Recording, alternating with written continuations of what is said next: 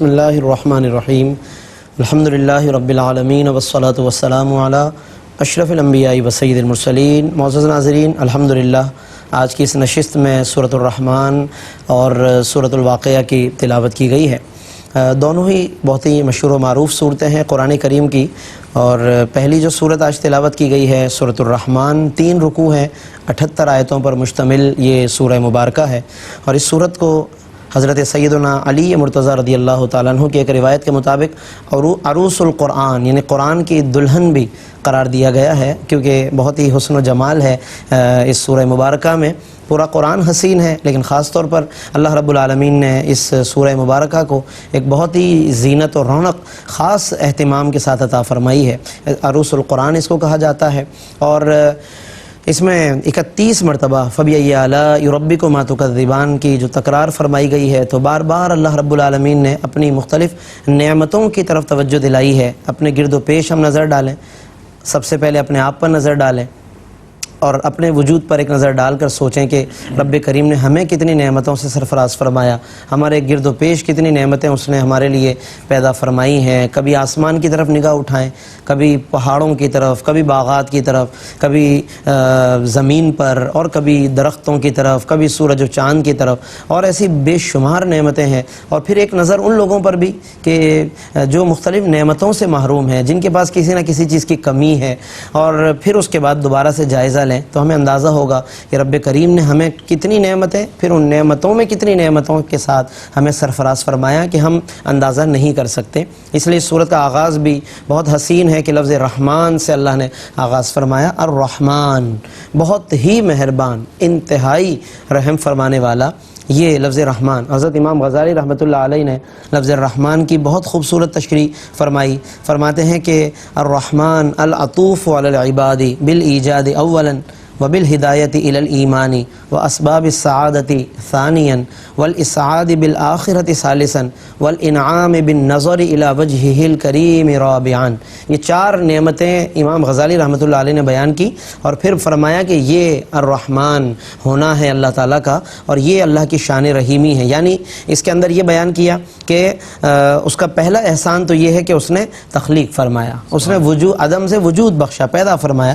دوسرا لطف یہ ہے کہ پیدا کرنے کے بعد اس نے یوں ہی بے شتر بے مہار کی طرح نہیں چھوڑ دیا، بلکہ اس نے باقاعدہ حق کی طرف رہنمائی فرمائی، ہدایت عطا فرمائی، اور پھر اسباب سعادت سے بہرہ ور فرمایا۔ اور پھر تیسری کرم نوازی یہ کہ قیامت کے دن اللہ تعالیٰ لوگوں کو مغفرت عطا فرمائے گا، اور اس سے کہیں زیادہ چوتھا انعام یہ ہے کہ سب کچھ عطا فرمانے کے بعد پھر اپنا دیدار عطا فرمائے گا۔ یعنی یہ رحمانیت ہے اللہ تبارک و تعالیٰ کی۔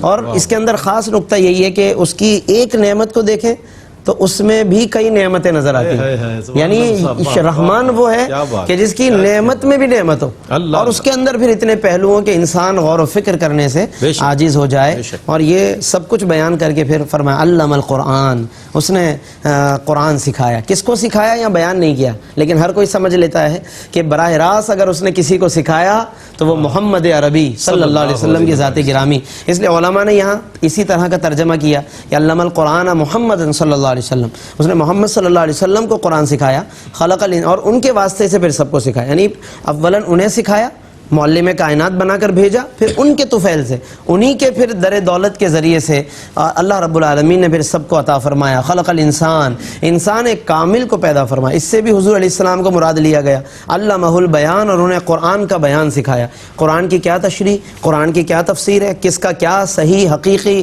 قطعی مفہوم ہے، یہ اللہ رب العالمین نے اپنے حبیب صلی اللہ علیہ وسلم کو سکھایا۔ اس سے علم ما کان و ما یکون بھی علماء مفسرین نے مراد لیا۔ جو کچھ ہو چکا ہے، وہ جو کہتے ہیں نا جو ہو چکا ہے جو ہوگا حضور جانتے ہیں، تو یہ ما کان وما یکون کہلاتا ہے عربی میں۔ بما ہوا کائن الی یوم القیامہ، صحیح مسلم کے اندر بھی اشارہ اس بات کا موجود ہے۔ تو بعض علماء نے یہاں پر جو البیان کا لفظ ہے تو ما کان وما یکون کا علم اس سے مراد لیا ہے۔ یہ بھی اللہ رب العالمین نے آپ صلی اللہ علیہ وسلم کو سکھا دیا۔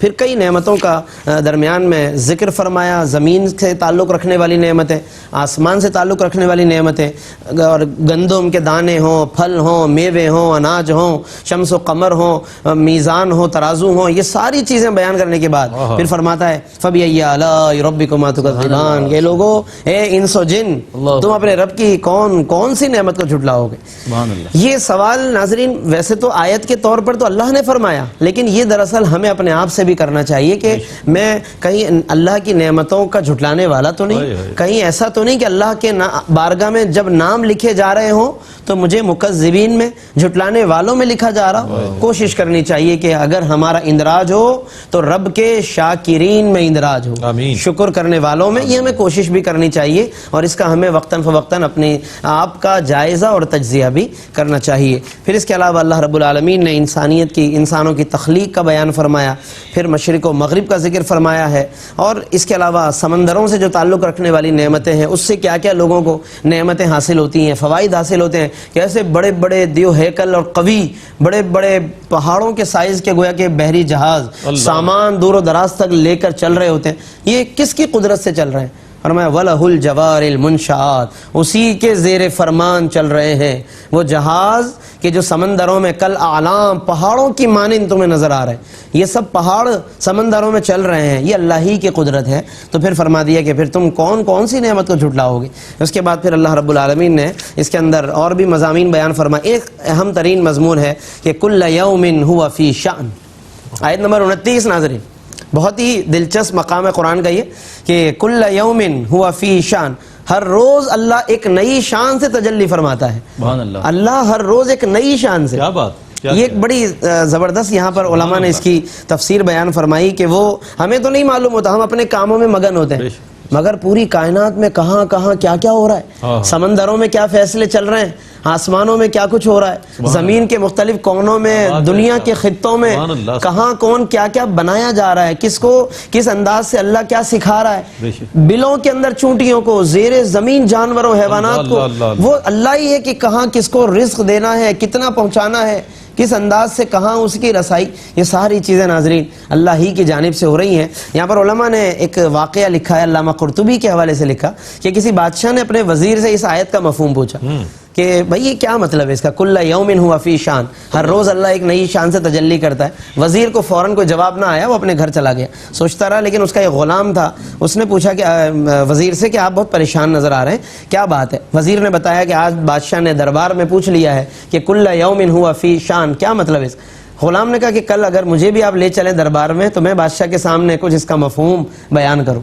پھر وہ وہاں پہنچا۔ علامہ قرطبی کے جو الفاظ ہیں وہ یہ ہیں کہ وہاں پہنچ کر اس غلام نے بادشاہ کے سامنے کہا ایھا الامیر، اے بادشاہ وقت، کل یوم ہوا فی شان جو فرمایا کہ اللہ ہر روز ایک نئی شان کی تجلی فرماتا ہے، تو اس کا مطلب یہ ہے کہ یولج اللیل فی النہار ویولج النہار فی اللیل، وہ رات کو دن میں داخل فرما کر دن کو ختم کر کے رات لے آتا ہے، پھر رات کو ختم کر کے دن لے آتا ہے، ویخرج الحی من المیت، زندہ سے مردہ سے زندہ اور زندہ سے مردہ کو نکالتا ہے، یشفی سقیما ویسقم سلیما، وہ بیمار کو شفا دے دیتا ہے، تندرست کو بیمار بنا دیتا ہے۔ یعنی یہ توجہ رکھنے کی ضرورت ہے اللہ کی طرف، وَيَبْتَلِي مُعَافًا وَيُعَافِي مُبْتَلًا، وہ مبتلائے مصیبت کو عافیت دے دیتا ہے، عافیت والے کو آزمائش میں مبتلا فرما دیتا ہے، یہ اس کی شان ہے۔ وَيُعِزُّ ذَلِيلًا وَيُذِلُّ عَزِيزًا، عزت والے کو ذلت والے کو عزت دیتا ہے وہ۔ وَيُفْقِرُ غَنِيًّا وَيُغْنِي فَقِيرًا، فقیر کو غنی، غنی کو فقیر، یہ کئی اوصاف بیان کر دیے۔ بادشاہ سن کر بڑا حیران رہ گیا یہ تفسیر سن کر، اور اس نے پھر اسے بھی کوئی قلمدان دے دیا۔ اس پر غلام نے کہا کہ یہ جو مجھے قلمدان ملا ہے نا، یہ بھی تو اسی کی شان ہے، کل یوم ہوا فی شان، ہر روز ایک نئی تجلی ہے، تو آج یہ تجلی ہے کہ مجھے بھی کچھ نہ کچھ عطا کر دیا گیا، میں غلام ہوں لیکن مجھے بھی وزیر بنا دیا گیا ہے، یہ بھی کل یوم ہوا فی شان ہے۔ تو ناظرین ہر وقت اللہ کی طرف ہمیں توجہ رکھنی چاہیے، کبھی بدگمان نہ ہو۔ میرے آقا فرماتے ہیں کہ تم دنیا سے اس حالت میں جاؤ کہ تمہارا گمان اللہ سے اچھا ہونا چاہیے، اللہ کے ساتھ ہر حال میں اچھا گمان رکھیں، ہر حال میں کوئی نہ کوئی حکمت ہوتی ہے، بس ہمیں توجہ اس کی طرف رکھنی چاہیے۔ اس کے علاوہ متقین کے لیے اور دیگر لوگوں کے لیے خاص ایک مقام بیان فرمایا۔ اس سے پہلے کچھ مجرمین کا ذکر فرمایا کہ مجرمین کا کیا انجام ہوگا، انہیں ڈرنا چاہیے، جو بھی مختلف قسم کے بلاؤں میں، گناہوں میں، جرائم میں مبتلا ہیں، انہیں بار بار خوف دلایا گیا ہے۔ اور پھر اس کے بعد متقین کا ذکر ہے کہ ان کے لیے وَلِمَنْ خَافَ مَقَامَ رَبِّهِ، جو اپنے رب کے حضور کھڑے ہونے سے ڈرتے ہیں، جنتان، ان کے لیے 2 باغات ہیں، ان کے لیے 2 باغات ہیں، یعنی خاص طور پہ ان کے لیے ایک بڑا اہتمام ہے، ذوات افنان، جو کہ پھلدار ٹہنیوں والے ہوں گے، فیہما عینان تجریان، جس میں 2 چشمے بہ رہے ہوں گے، فیہما من کل فاکہۃ زوجان، اس میں ہر میوے کی 2 قسمیں انہیں عطا کی جائیں گی، متکئین علی فرش، ٹیک لگائے ہوئے ہوں گے۔ یعنی یہ سارے جو ناظرین آسانیاں ہیں اور نعمتیں ہیں، آرام ہیں، یہ سب جنت میں رکھے گئے ہیں۔ دنیا کے اندر تو ناظرین محنت چاہیے، مشقت چاہیے، لقد خلقنا الانسان فی کبد، ہم نے تو انسان کو مشقتوں ہی میں بنایا ہے۔ یہاں پر اگر کوئی چاہتا ہے کہ آرام یہاں مل جائے سارا، تو پھر یاد رکھ لیں کہ 2 آرام میں سے کوئی ایک منتخب کرنا ہے، یا دنیا کا آرام لے لیں یا جنت کا آرام لے لیں۔ بہتر ہے کہ ہم یہاں محنت کر لیں، یہاں عبادت کر لیں، مشقت اٹھا لیں، باقی آرام، سکون، عیش و عشرت سب کا سب انشاءاللہ جنت میں اللہ رب العالمین نے مقرر فرمایا۔ تو یہ اللہ نے یہ مضامین بیان کر کے پھر بار بار وہی کہ تم اپنے رب کی کون سی نعمتوں کو جھٹلاؤ گے۔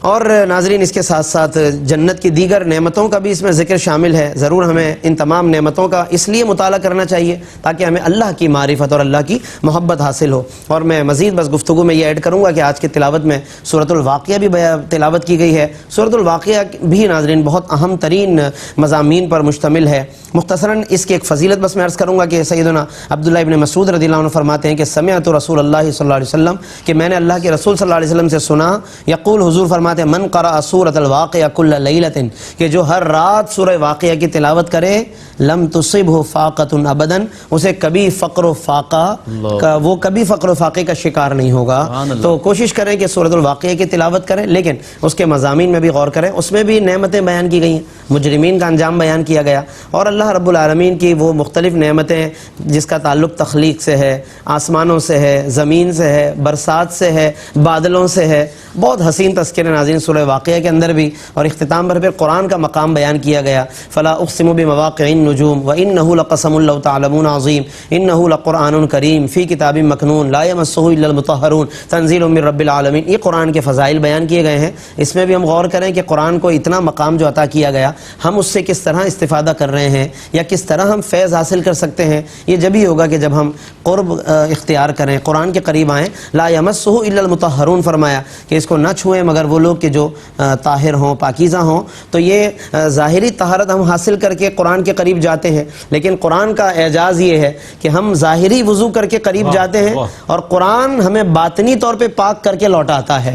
یہ بس بات یاد رکھیے گا کہ ہم ظاہراً پاک ہو کر جائیں لیکن اچھی نیت سے جائیں، انشاءاللہ العزیز یہ قرآن اندر سے دل کو اور نفس کو پاک کرے گا، طہارت عطا کرے گا اور اللہ کے ہمیں قریب کرے گا۔ اور پھر اس صورت میں جگہ جگہ تسبیح بھی بیان کی گئی کہ اللہ کی کبریائی بیان کیا کرو، اللہ کی تسبیح بیان کیا کرو۔ یہ ہمیں معمولات اختیار کرنے چاہیے، قرآن کا ہمیں مطالعہ کرنا چاہیے۔ انشاءاللہ کل کی تلاوت میں ناظرین، کل کی نشست میں سورۃ الحدید کی تلاوت کی جائے گی۔ اللہ رب العالمین ہم سب کو ان تمام مضامین کو سمجھنے، ان کو یاد رکھنے کی توفیق عطا فرمائے۔ آمین۔ وآخر دعوانا ان الحمد للہ رب العالمین۔